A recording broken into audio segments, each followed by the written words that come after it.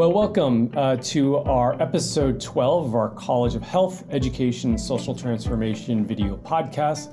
Once again, my name is Philip Post, and I'm fortunate to serve as one of the interim associate deans for academics alongside with Dr. Keller. We want to continue our video podcast series talking with some of our researchers throughout our college and talking about opportunities with our students and how to get involved with research and really the amazing work that our faculty and staff are doing on campus and in our local community. Just as a reminder that our March 31st deadline for our students to withdraw from courses, we are now in our second half of our courses, the last 8 weeks after spring break. So I encourage all of our students to make sure you schedule your studying time accordingly to make sure you finish the semester successfully. And as always, don't hesitate to reach out to your professors if you need any help or have any questions about your coursework. For today's video podcast, we get to visit with Dr. Rebecca Palacios, who is a professor in the Department of Public Health Sciences. I've gotten to know Dr. Palacios over the last 6 years. She's been an amazing mentor to me and some of my research efforts, has been a co-investigator on a after-school program to increase physical activity among girls in our local community, elementary school students. She's had an amazing career, over 20 years experience in public health. She is a health psychologist focusing on particularly Hispanic populations in cancer, looking at interventions, promotion, awareness, and particularly a focus on young mothers that are unfortunate to be diagnosed with cancer. She has over $1 million in grant funding from the Fred Hutch and continues to do great work in our local community in our border region around the area of cancer in our Hispanic populations. So Dr. Palacios was fortunate to stop by to talk a little about her research, where she sees her research going, and recommendations for students to get involved with research. Hi, I'm Rebecca Palacios. I'm a professor in the Department of Public Health Sciences at New Mexico State University. My training, my PhD, is in health psychology, and as such I study behavior and how it affects our health outcomes, right? And how to change some behaviors in order so that we may be healthier. So my particular line of research focuses on cancer disparities in Hispanics and other populations along the U.S.-Mexico border. And so lots of things can impact how well we survive cancer and our quality of life after a cancer diagnosis. So one of the things that brought my attention to this particular area was that there was not a lot of cancer research when I would go and examine the professional literature to see what kind of things have been done with Hispanics. And as you might find out in your own training, that a lot of the training, a lot of the research, on many different topics tend to be focused more exclusively on non-Hispanic white populations. And then those programs or those treatments or whatever are then applied to other racial ethnic groups and other cultures, right? And expecting that they'll function equally well as they did with non-Hispanic whites.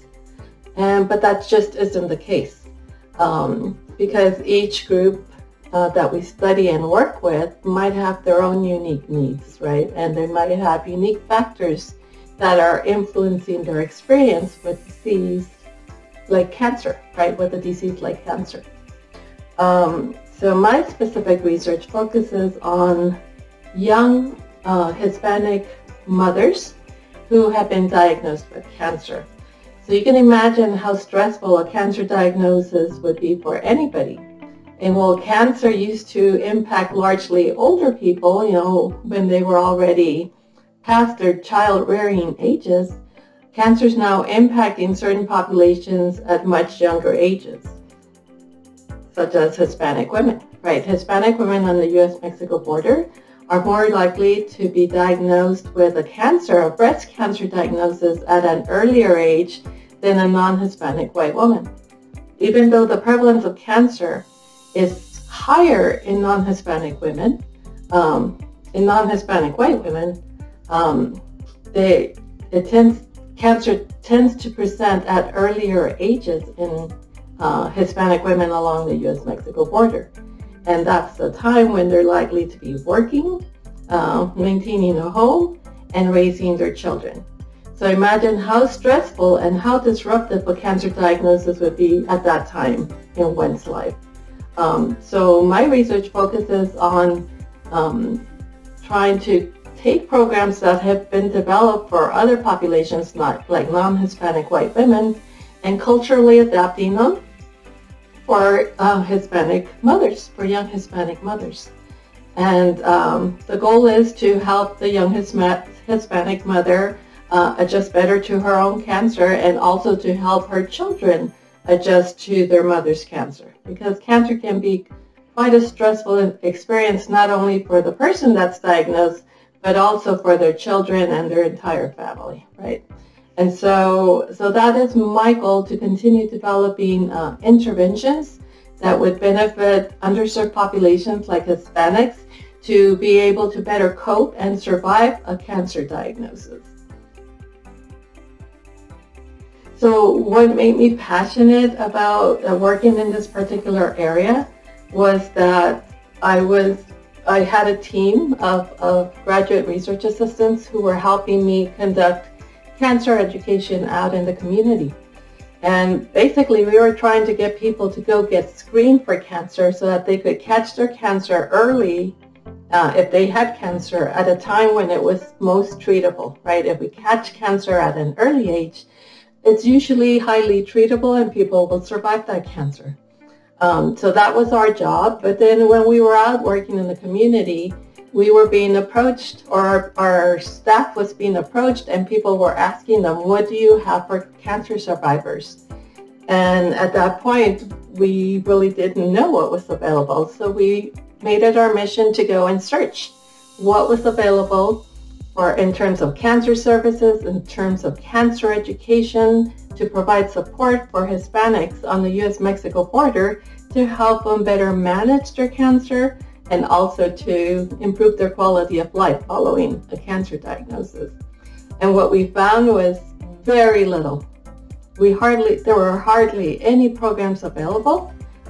There are some cancer support groups, but we found that Hispanics weren't really attending these types of cancer support groups, and maybe they're not, maybe not culturally relevant, or perhaps they are not, available at times when Hispanics could potentially participate. And so that's where our interest turned to working not just in terms of preventing cancer, but more in terms of helping those who have already been diagnosed with a cancer diagnosis, that have already been diagnosed with cancer, to better manage their cancer and their survivorship and their mental health following a cancer diagnosis. My goal is, in the next 5 years, is to develop a cancer survivorship center at New Mexico State University to help improve cancer survivorship in Hispanics of all ages, and also for their caregivers and their families, not only for Hispanics, but all underserved populations along the U.S.-Mexico border, which is where New Mexico State University is located.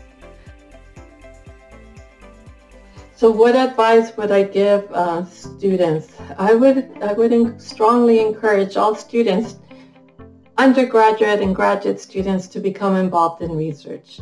So I was invited to participate as an undergraduate student in a professor's lab to start working and assisting him with his research, and I took that opportunity, and I learned so much. And when I started my master's degree, again, there were lots of opportunities, and I was invited to participate in the second research project on Alzheimer's disease, and they were looking for a treatment for Alzheimer's disease. So even at the master's level, at the undergraduate level, at all levels, I was able to engage in research, and at each level, refining my research capabilities and learning much more. And it made the learning experience so much more interesting than just attending classes. When you get involved in research, you often learn to apply what you are learning in your classes. So you're getting some hands-on experience, and it's giving you some real life work experience. So what you learn as a research assistant should be considered work experience, and it is now in many places. As undergraduate students, New Mexico State University has a few different large programs to help engage students and become excited about research. One of those is it's called the Maximizing Access to Research Careers, I think is the name of the program. It's called the MARC program for short, and it provides lots of very unique training for students.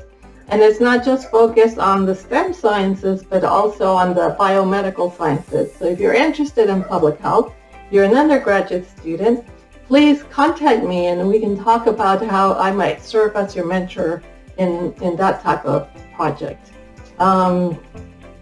If you're a graduate student, then I also encourage you, as soon as you start your program, try to engage in research, because it'll make your whole learning experience so much richer, and it also will help build your resume if you plan on going on to a doctoral program, right? So yes, absolutely. Everybody, if you're interested, if you're maintaining good grades, then by all means, there's going to be a faculty member who would be interested in working with you. So I hope you'll go and explore the different opportunities. And if you're interested in learning more about my work, you can call me at 575-646-4309. Okay? Well, thank you for this opportunity to share my research.